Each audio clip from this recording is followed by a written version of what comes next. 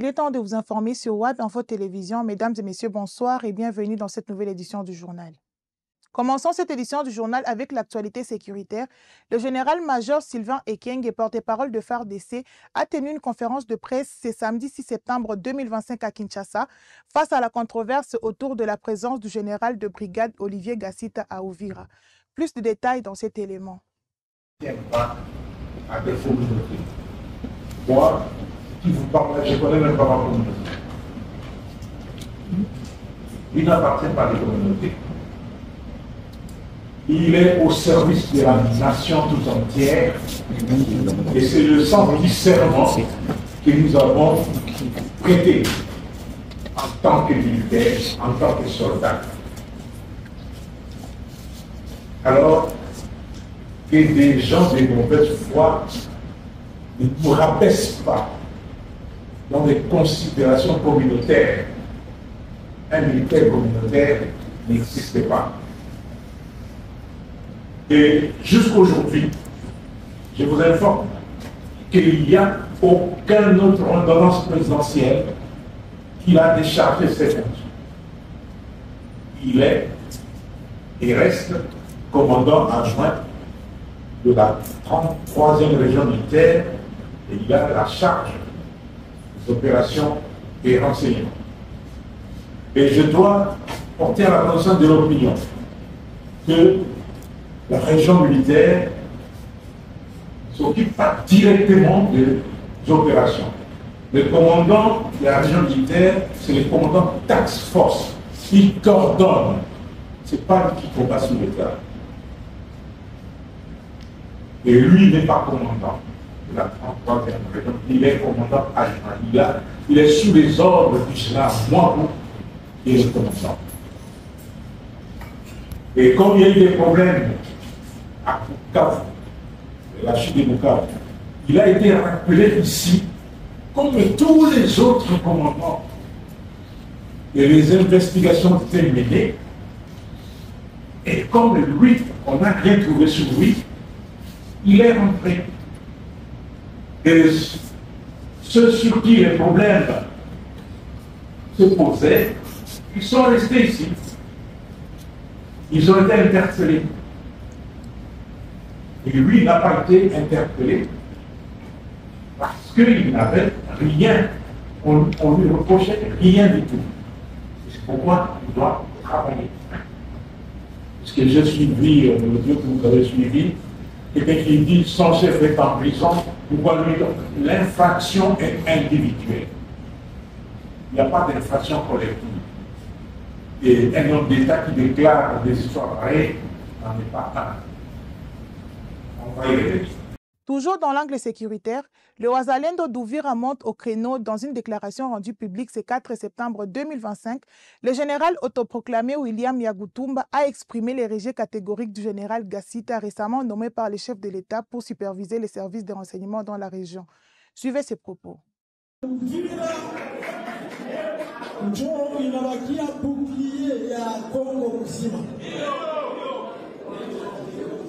Une fois, pour dire attention, comme Uvira inatombé mikono ya M23, manake vile Kongo yote tunaivisha.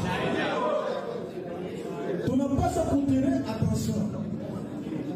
Tunapaswa proteger Uvira kama vile jicho letu.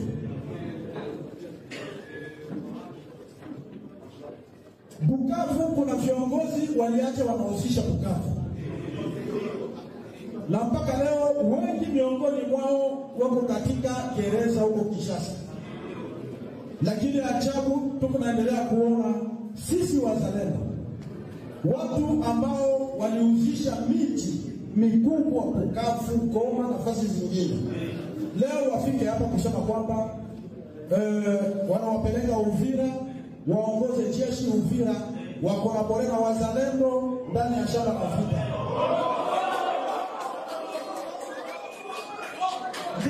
Sisi wazalendo tulisema waziwazi na tuko naendelea kusema waziwazi kwamba yule kiongozi ambaye alitumwa hapa anaitwa kwa jina la General Gassita. Hatumutaki hapa Uvira.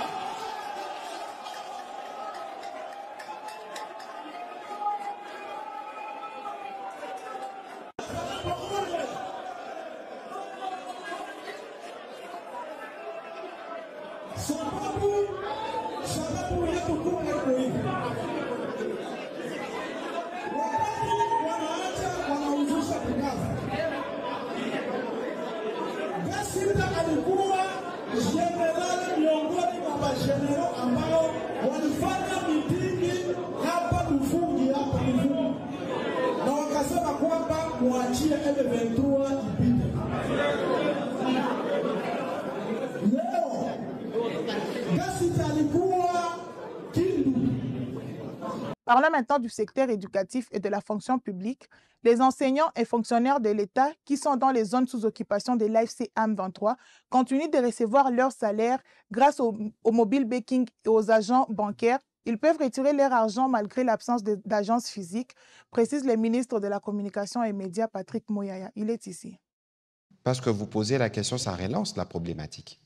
Vous savez que nous, comme gouvernement, par souci justement que les revenus des uns et des autres leur parviennent, on a bancarisé.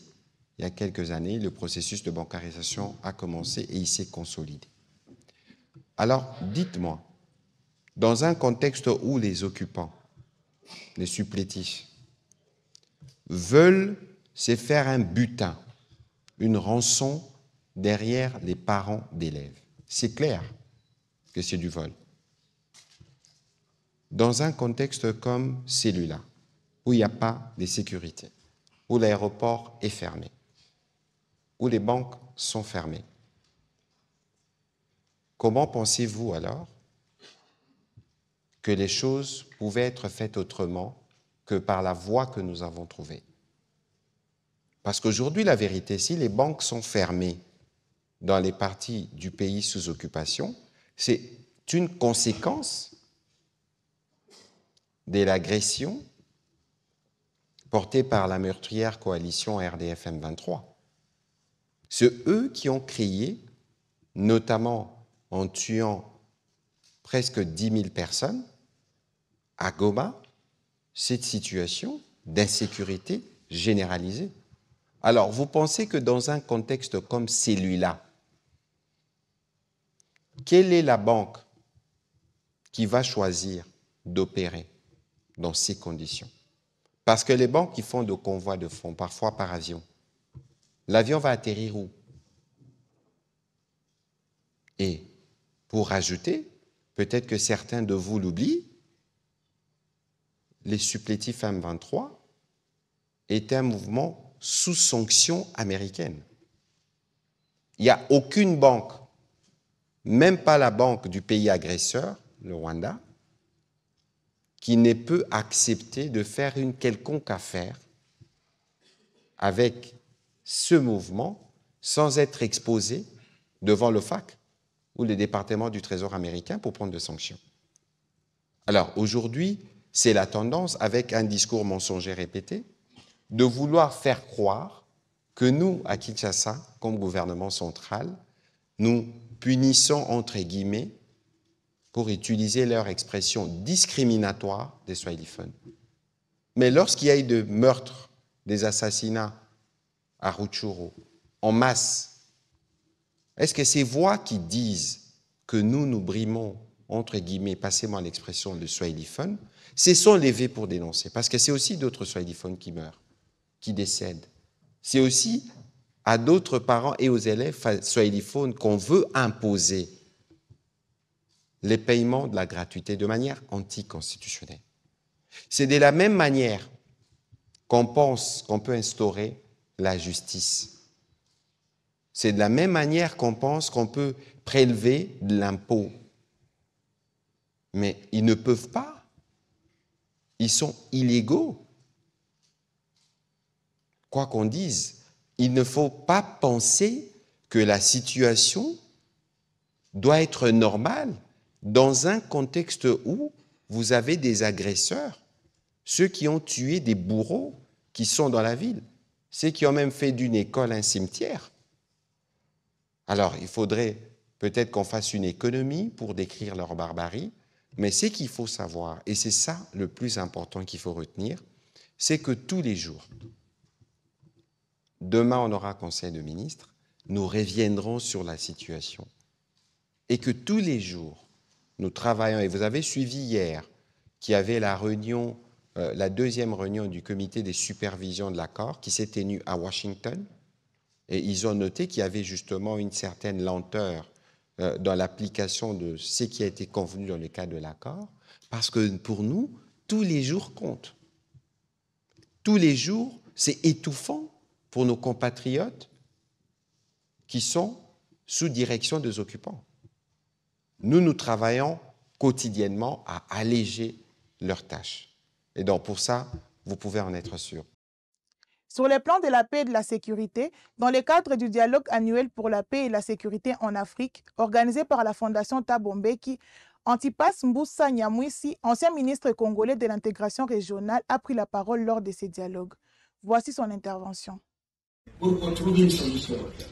What is required is for all this to be extended. We have a 5 mediator, including the African Union, but without finding a united common agenda. Il me semble qu'on a besoin d'une résolution de l'Union africaine soutenue par les Nations Unies pour recentrer tous ces processus.